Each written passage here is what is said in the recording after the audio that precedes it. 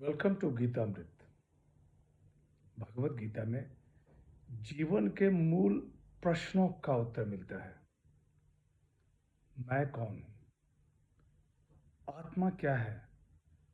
आत्मा का स्वरूप कैसा है? गीतामृत में इन्हीं विषयों का वर्णन सरल शब्दों में।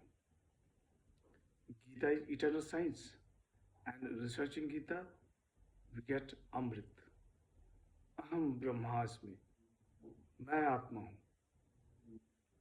पिछले सेशन में चर्चा की थी अध्याय 18 श्लोक 33, 34 एवं 35। आज की चर्चा का विषय है अध्याय 18 श्लोक 36, 37, 38 एवं 39। अध्याय 18 मोक्ष संन्यास योग, द योग ऑफ लिबरेशन बाय रिनंसिएशन। श्लोक 36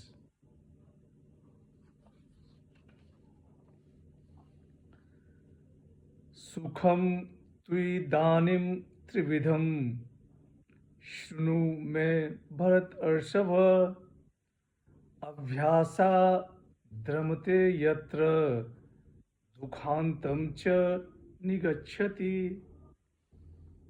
श्री भगवान वाच, हे भरत श्रेष्ठ, अब 3 प्रकार का सुख भी तुम मुझसे सुनो, जिसमें मनुष्य अभ्यास से रमता है और दुख के अंत को प्राप्त होता है।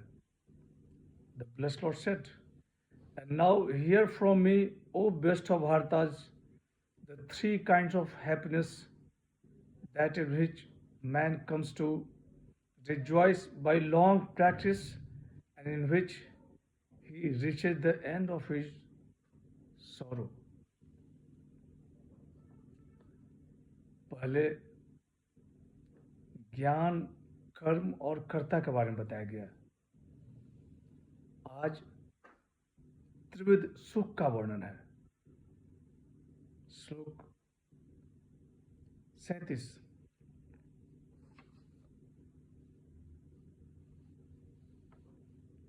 यत् दग्रे विषम इव परिणामे अमृतोपमं तत्सुखम सात्विकम प्रोक्तम आत्मबुद्धि प्रसादजम।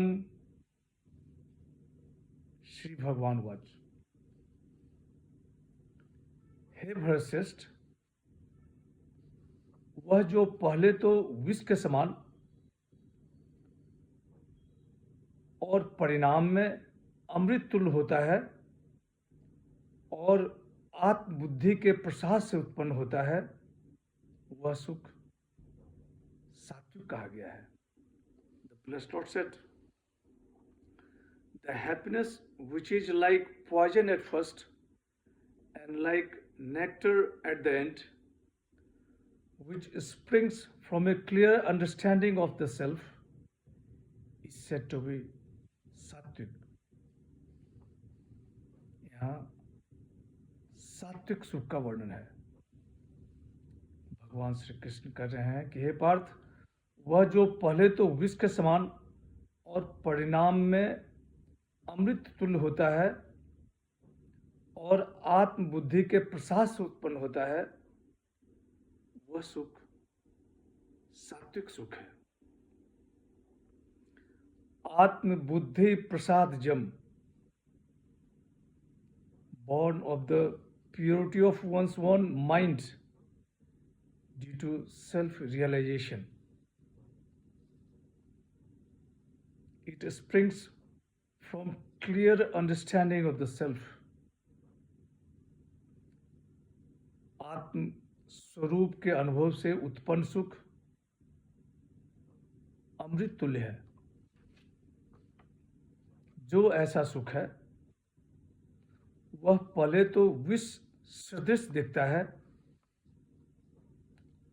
आरंभ काल में ज्ञान, वैराग्य, ध्यान और समाधि अत्यंत समसाध्य,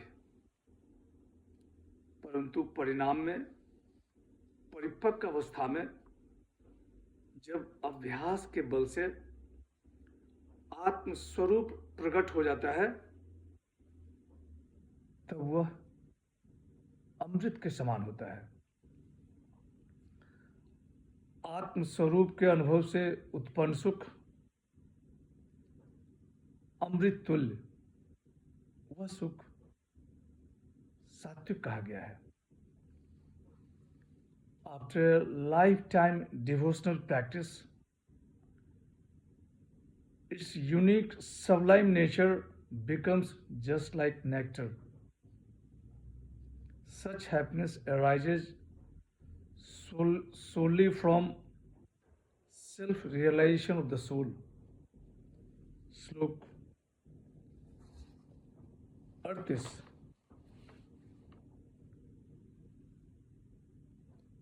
विषयेन्द्रिय संयोगात् यत् दग्रे अमृतोपमं परिणामे विषम इव तत्सुखम राजसम स्मृतम।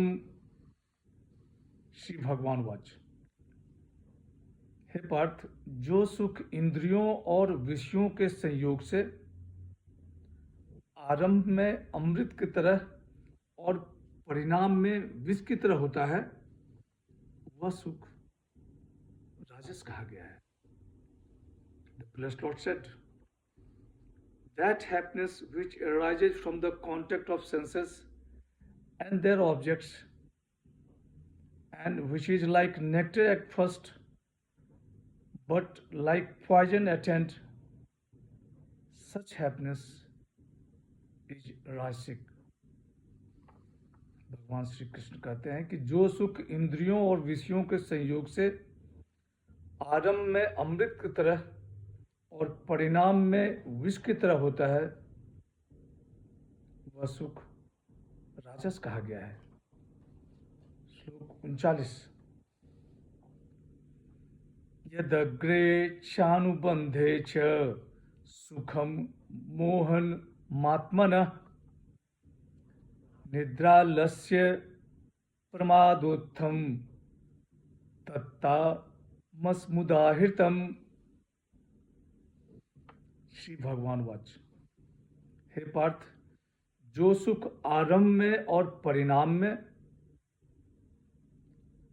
आत्मा को मोहित करने वाला होता है तथा निद्रा, आलस्य और प्रमाद से उत्पन्न हुआ होता है, वह सुख तामस कहा गया है।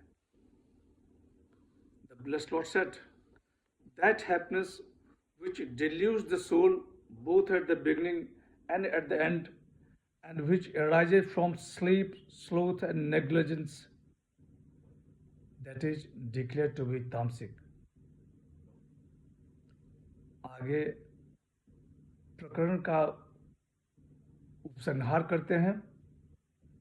आज की चर्चा यहीं समाप्त करते हैं। अगले सेशन में चर्चा को और आगे बढ़ाएंगे।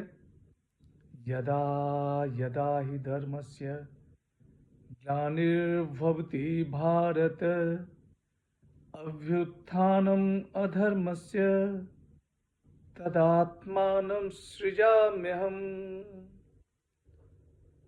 ओम तत्सत। हरे कृष्ण।